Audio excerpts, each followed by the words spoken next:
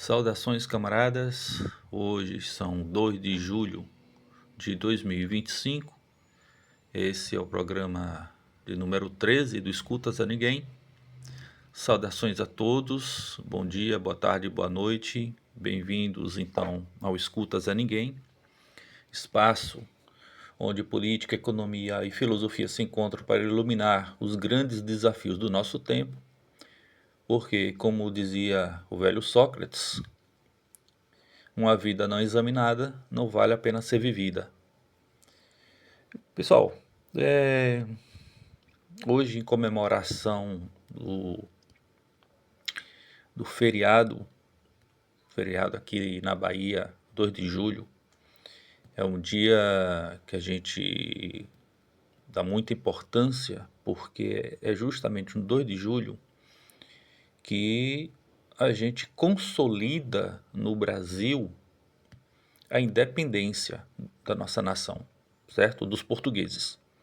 Porque, claro, existe toda a ideia de que do 7 de setembro, né, tal, o país se tornou independente, aquele negócio todo, o grito do Ipiranga, tal.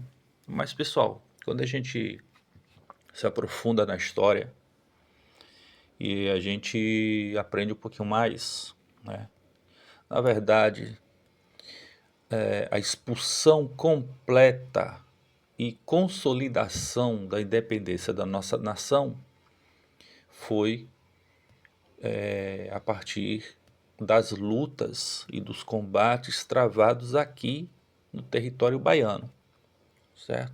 Então, foi em 2 de julho que nós expulsamos definitivamente tropas que aqui ainda estavam, certo? Tropas de Portugal, né, que ainda controlava boa parte do território brasileiro, certo? E que foram os caboclos, os negros, os liberais operários, né? Temos aí figuras como Joana Angélica Freira, que ajudou a consolidar, né?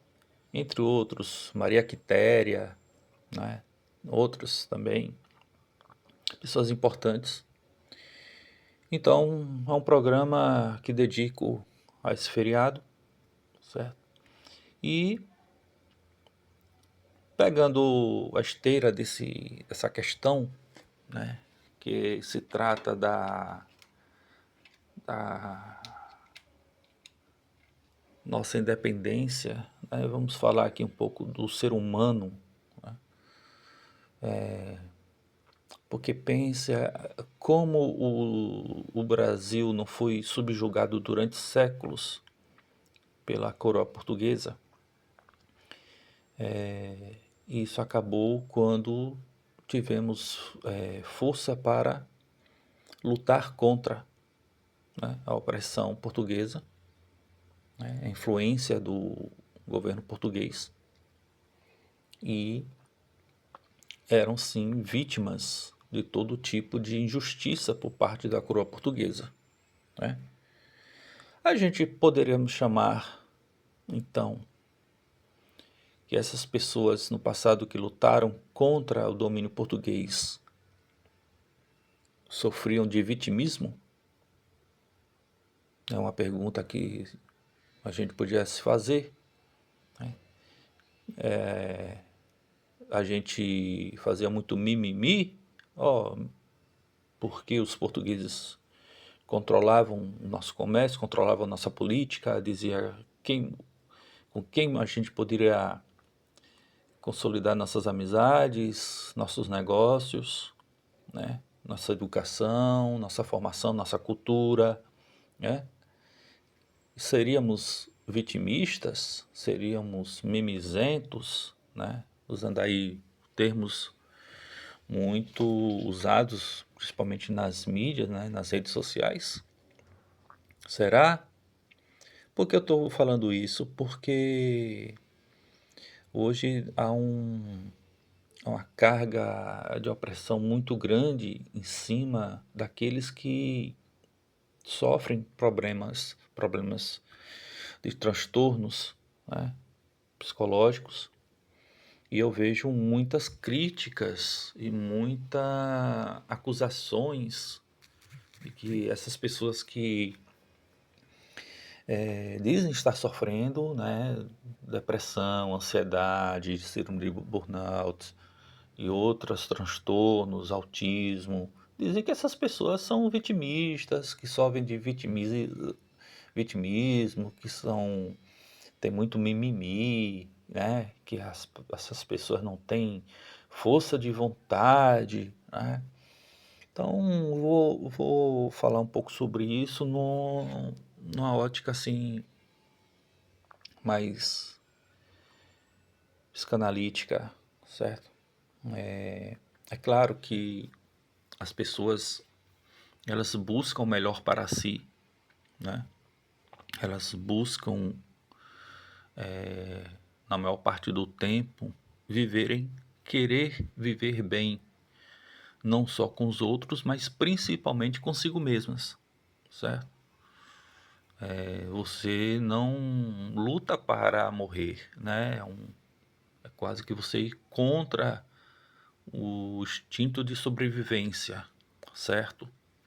Quando isso acontece, não é o normal de nenhuma espécie, tá? Isso aí, de modo geral, nenhuma espécie luta para morrer, luta para sobreviver e manter a sua genética para gerações futuras. No ser humano, há uma complexidade muito maior, porque nós não somos exatamente ou somente animais biológicos. Nós temos um cérebro com muito mais complexidades, que envolve questões sobre emoções, sentimentos, né? Buscas de prazer, né? Existe na teoria psicanalítica, o Freud fala isso muito bem no texto Mal-Estar na Civilização. Ele fala que o ser humano, ele, por natureza, ele procura o prazer e tenta se afastar de toda fonte de desprazer, certo? Então ele busca primeiramente o prazer.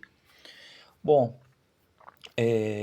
pensando nisso, as pessoas que dizem estar sofrendo é porque realmente já está em um ponto em que realmente não aguentam mais,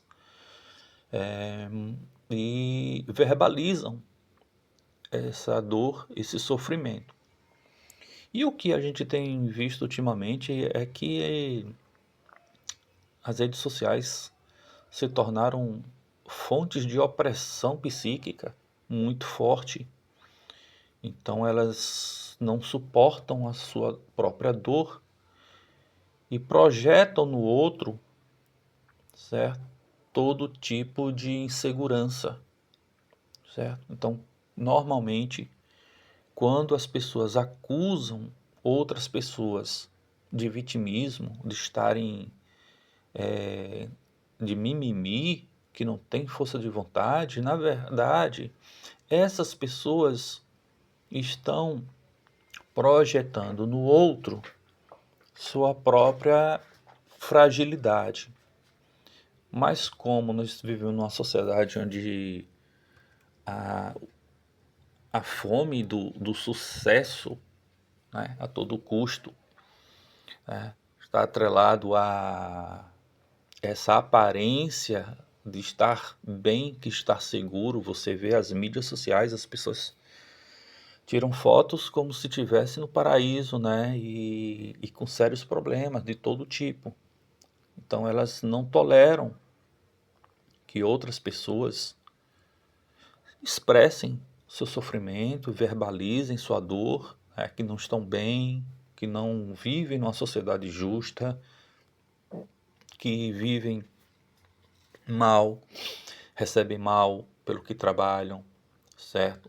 São vítimas de todo tipo de preconceito, de toda a discriminação possível, certo? E outras pessoas que acusam sempre projetam essa fragilidade, né, no outro, não sabendo, não tendo consciência de que essa fragilidade estão também nelas mesmas, certo? Então, a crítica psicanalítica ao termo vitimização, ela centra-se um pouco nessa construção, certo? E também na desconstrução da identidade fixa da vítima, certo? Então a gente pensa que essa ideia de categorizar as pessoas com uma identidade fixa, né, ela, ela é muito discutida. A gente não entende o ser humano dessa forma, e até porque a gente não entende o ser humano de uma forma cartesiana, né? De uma suposta soberania do ego, né, do eu, sobre todas as nossas ações, como se a gente tivesse uma soberania sobre o nosso próprio corpo, né? Não só sobre a mente, mas também sobre o nosso corpo. E a pessoa que sofre, ela então, segundo as pessoas normais que não entendem, que essas pessoas que dizem que sofrem, na verdade, é porque não tem força de vontade. Só que a vontade, ela não é uma categoria permanente em nenhum ser humano, certo? O filósofo Nietzsche, o filósofo que eu me especializei durante muito tempo, que estudei profundamente, o Nietzsche dizia que a, a vontade, essa vontade de poder, ela sofre, né, de acordo com o indivíduo e a sociedade.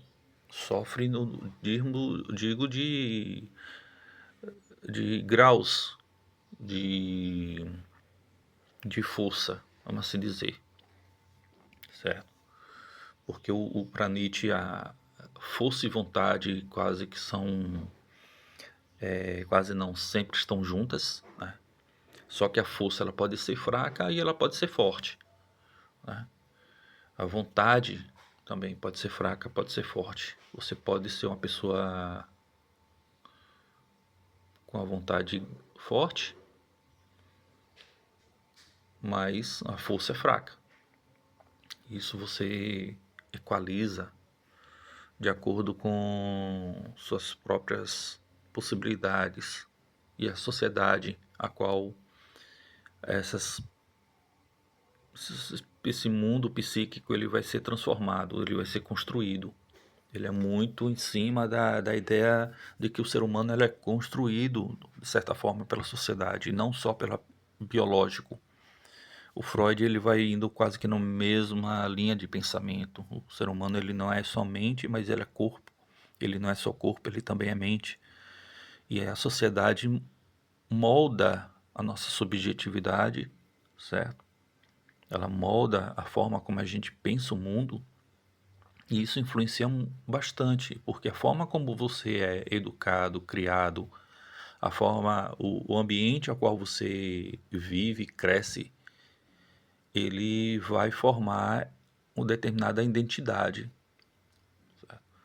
Quando você vive em comunidades que sofrem muito perseguição, discriminação e preconceito de todo tipo, você vai formar um tipo de subjetividade mais revoltada com o status quo, até porque ela não ganha nada desse sistema. Então, o normal é essas pessoas reivindicarem melhores condições de vida, melhores condições de trabalho, melhores condições sociais, políticas. Elas não vão simplesmente calar-se, certo? Então, essa posição que as pessoas dizem que é passiva, na verdade, é uma reação. É uma reação àquilo que é fonte de sofrimento, certo? Como diz a psicanálise, o ser humano, né, segundo Freud, ele tende a se afastar das fontes de desprazer, né? E quando a sociedade se torna uma fonte de desprazer, que é, para Freud, a pior fonte de desprazer é justamente a convivência com o outro, né? E aí eu lembro um filósofo existencialista francês, o Jean-Paul Sartre, ele vai dizer que o inferno são os outros, né? Os outros tornam a nossa existência um inferno, né? E a psicanálise, ela questiona a transformação da condição de vítima em uma identidade estática, né, que universaliza essas experiências singulares. Dois pensadores, o Eliashef e Larivière, né, eles falam um pouco sobre isso, né, de que a cultura contemporânea ela tende a esvaziar as narrativas individuais, substituindo-as por um, entre aspas, estatuto de vítima que homogeneiza sofrimentos diversos. Então, nós vivemos numa sociedade que ela tem esse tipo de pensamento de que não, um pode, o outro pode, né? Só que as condições em que um foi criado é diferente das condições em que outro foi criado, certo? A psicanálise, ela é interessante porque ela tenta justamente explicar essa falta de homogeneização. Ela recusa essa ideia de uma subjetividade estática e única para todos, né? Então, para a psicanálise, essa tendência de acusar os outros de vitimismo está necessariamente ligada a mecanismos psíquicos profundos, né? Principalmente mecanismos de defesa, como a projeção e a negação da própria responsabilidade, né? E às vezes essa negação da própria responsabilidade, né, que projeta sobre o outro, indica muito mais sobre aquele que acusa do que o outro que, ou seja, daquele que verbaliza o seu sofrimento, né? Então, essas pessoas que acusam, muitas vezes está evitando reconhecer aspecto de si mesma, que considera doloroso e inaceitáveis.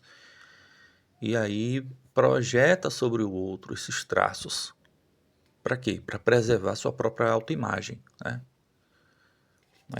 Para dizer, olha, eu sou fodão, né? Eu aguento toda a parada. A vida me dá limão, eu faço limonada. Então, é essa negação de sua própria fragilidade humana, né, que se expressa na forma de acusação sobre o outro. E ela reflete também um certo conflito inconsciente, onde o acusador ele se sente ameaçado pela vulnerabilidade ou pelo sofrimento do outro. E por isso ele reage tentando desqualificar essa expressão de fragilidade para manter uma posição de controle e superioridade, certo? Então, a psicanálise ela aponta, né, que em alguns casos essa atitude pode ser uma defesa contra sentimentos de impotência e desamparo que o próprio acusador não consegue admitir. Então, como ele não consegue admitir em si mesmo, ele então projeta no outro. Em resumo, acusar alguém de vitimismo, quando essas pessoas realmente são vítimas de maus tratos ou de preconceito, discriminação, né? Quando essas pessoas projetam no outro esse problema, elas, na verdade, elas querem evitar o enfrentamento de suas próprias dificuldades emocionais, certo? Outro ponto é a questão da crueldade, né? Os seres humanos também são cruéis.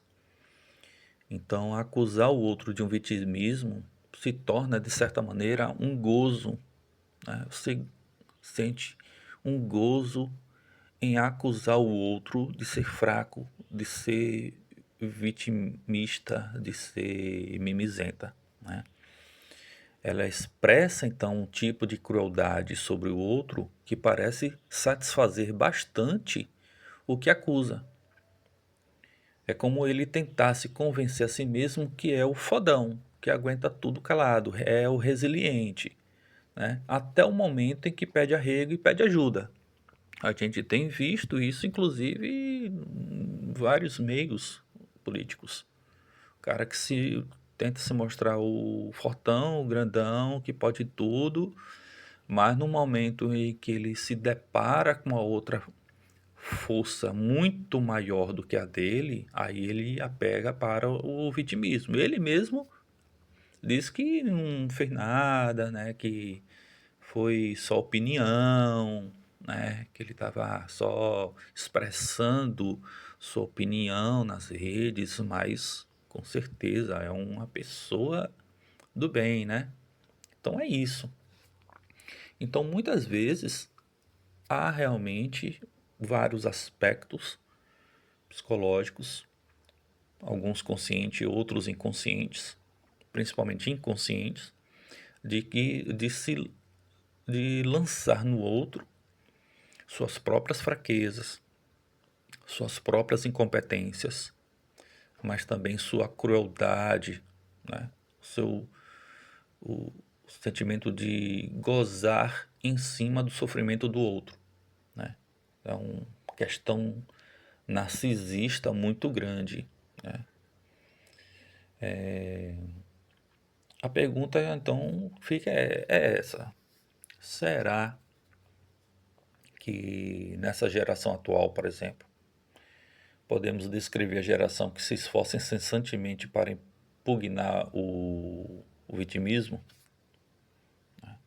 Será que essas pessoas que dizem que estão sofrendo, né, a depressão, ansiedade, síndrome de burnout, devido à aceleração social, né, e todo tipo de mazelas, a OMS já declarou que essas doenças são doenças graves na sociedade moderna, na sociedade contemporânea, né? Então, essas pessoas que realmente sofrem, será que a gente pode simplesmente taxar de vitimistas ou que são mimizentas, estão com mimimi, não tem força de vontade? Eu acho que é uma pergunta que a gente deve se fazer, viu? A pergunta importante que a gente deve se fazer no mundo em que a gente vive. Um mundo que está em guerra, vários países em conflitos. Será que a gente pode acusar as pessoas que estão morrendo na faixa de Gaza, que elas são vitimistas? Será? Será que a gente poderia chamar a escravidão e a submissão do Brasil ao Império Português? A gente estava lidando então com vitimismo? Era caso de mimimi do nosso povo? Se a gente não desse-nos conta desse sofrimento, será que a gente não teria uma posição mais forte em declarar não a que a gente tem que parar?